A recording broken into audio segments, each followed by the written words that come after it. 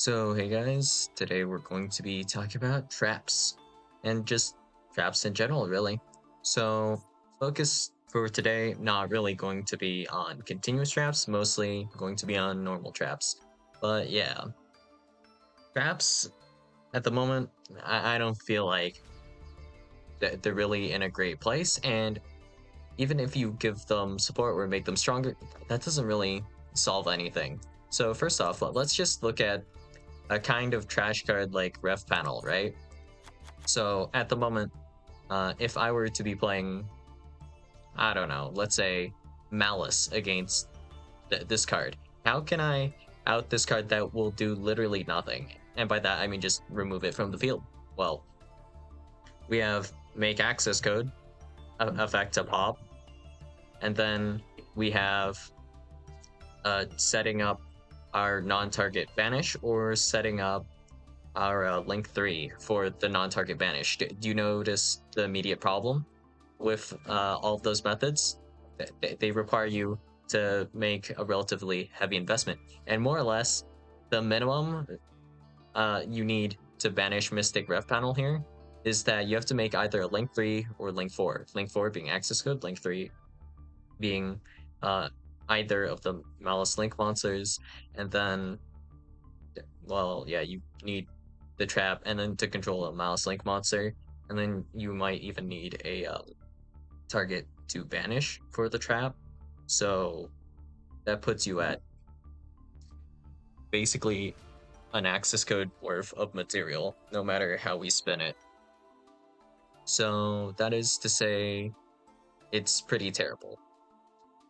Even like quote unquote modern meta deck's ability to remove just one basic back row.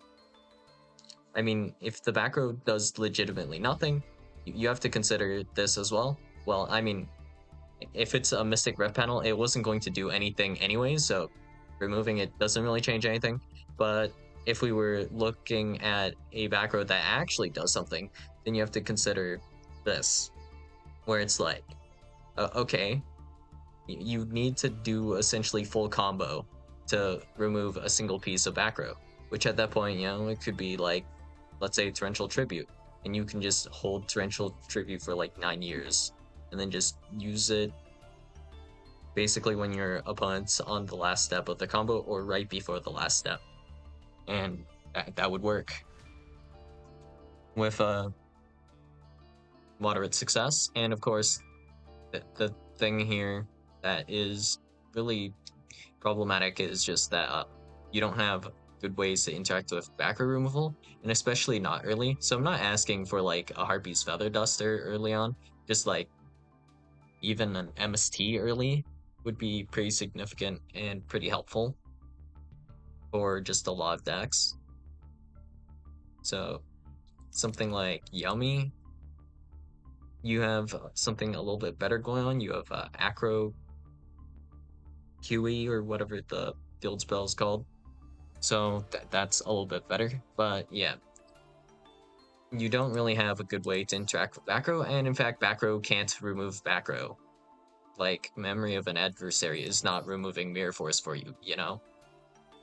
So yeah, now that that's out of the way, let's go through all of the most relevant trap cards that have been released just relatively recently. So the most recent one at the moment, there is a card that I believe has some Labyrinth art on it or something. So yeah, let's see if we can find it. Should be a UR, I think. Trapaholic. Target a spell trap you control, destroy it, and if you do, set one normal trap from your deck except Trapaholic. It can be activated this turn while you have 3 or more traps in your graveyard. So, Trapaholic, this card's just fairly solid. So, few things to know about Trapaholic.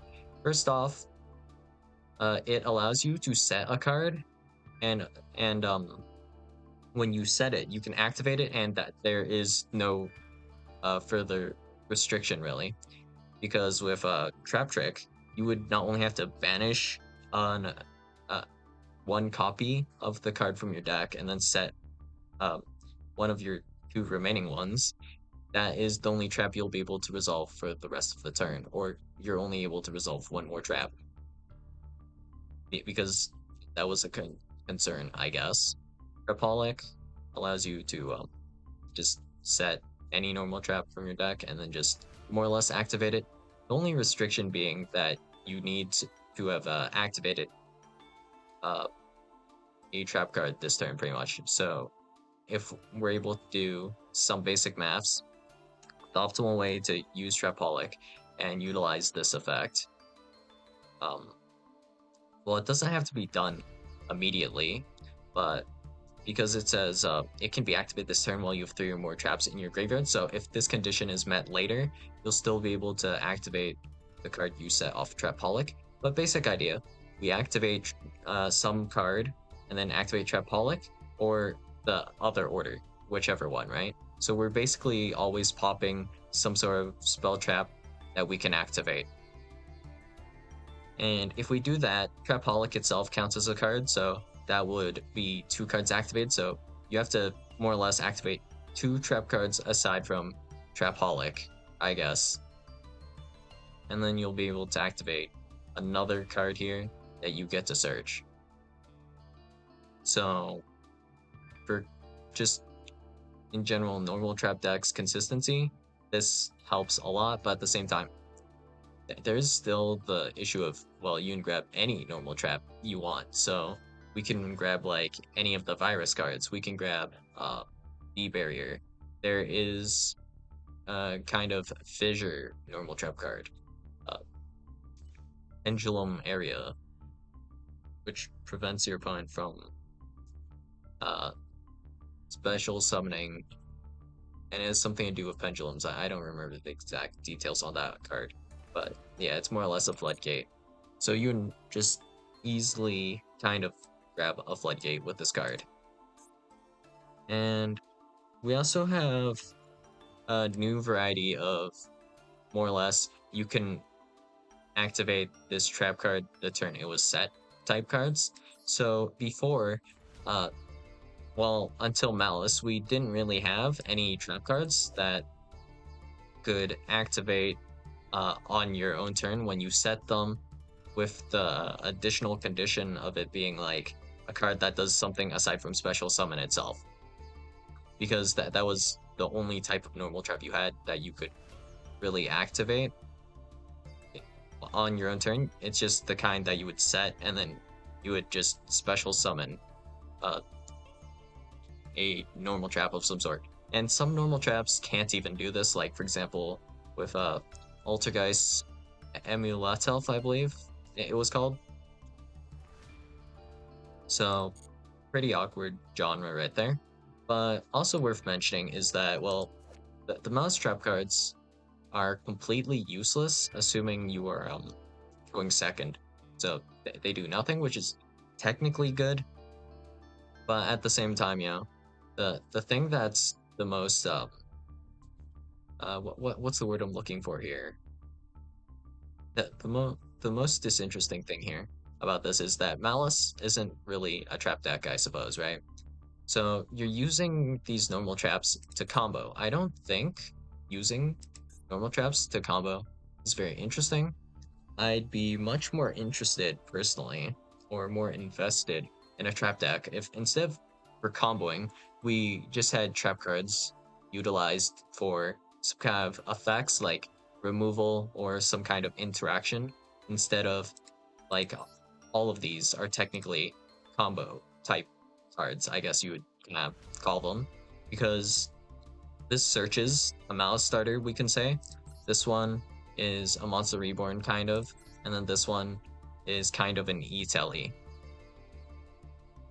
So, yeah, all of these, without exception, are all kind of combo. And if we look at, for example, Shade Brigandine, the Trap Tricks, monster that special summons itself, all of those are more or less kind of combo-y cards. And even with Labyrinth, they kind of are combo-y. I mean, Labyrinth is towing the line a little bit. It's leaning more towards control, which I think is a little bit more appropriate. Like if we had to select which one out of all of these cards that can be activated on the turn they're set. I'd say Labyrinth plays like what you might expect, well, closest to what you might expect from a trap deck, which none of these really feel very trap-like, you know? Like with Malice, it's just straight up a combo deck. And you can barely tell, like, the difference between Malice and Ryzeal. It feels kind of same, you know?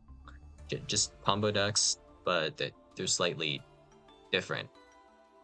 Even in the sense that back row is tied to their interaction is the same, and the floatiness and some grind aspects, even to the point where they also both draw cards. So with Ryzeal, it would be like with Ugaris plus Field Spell. With Malice, it's your Link monsters plus Chessy Cat, which is kind of goofy, but yeah, that's just how it goes, I guess. So what I would like to see personally with trap cards would be just some sort of interaction effects. Not quite like this, but with magical muskets, you can activate um, your trap cards from your hand. And I think that kind of misses the mark for me a little bit, is that the focus with a lot of these trap decks that I think is very flawed is that it's not really focusing on the trap aspect, it's still too monster focused. So with magical muskets, you have all of your little magical musket guys, you have Max and all of those guys, right? And those guys are kind of your priority. So it's still like, albeit um it's not swarming a board in the combo kind of way if it goes first as hard, right? With the magical musket cards. It still does feel more or less like a combo deck rather than a trap deck. So yeah, that doesn't feel great with magical muskets. My preference would be a deck that focuses more so on the trap aspects rather than um, the monster aspect. So something closer to Paleo, I think, would be a lot more preferred. And of course, I guess it's worth mentioning Draco Tail a little bit, but you know, Draco Tail kind of plays closer to something like an Orchist than a Paleo or a Trap Trick. So these cards have absolutely nothing to do with the combo. It feels kind of shoehorned in to the archetype, where you just randomly set back row that your opponent can just Ash or Ghost Spell.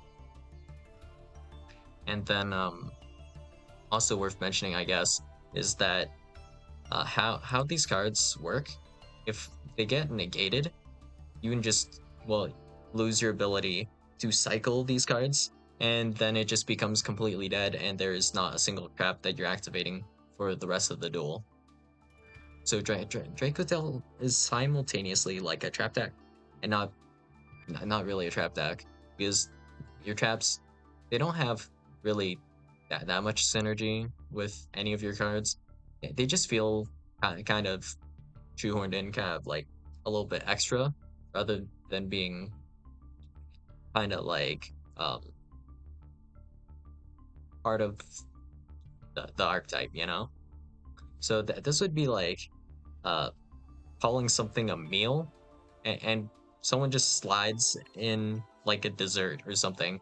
Like if you just put a strawberry onto, I don't know, like your cereal, like did you really need that strawberry there? The strawberry is pretty extra, you know? Whereas if you throw in like a strawberry into like a cake, it's very much a lot more part of the experience than cereal, I'd say. It's just a little bit mismatched, I'd say. Analogy, pretty bad.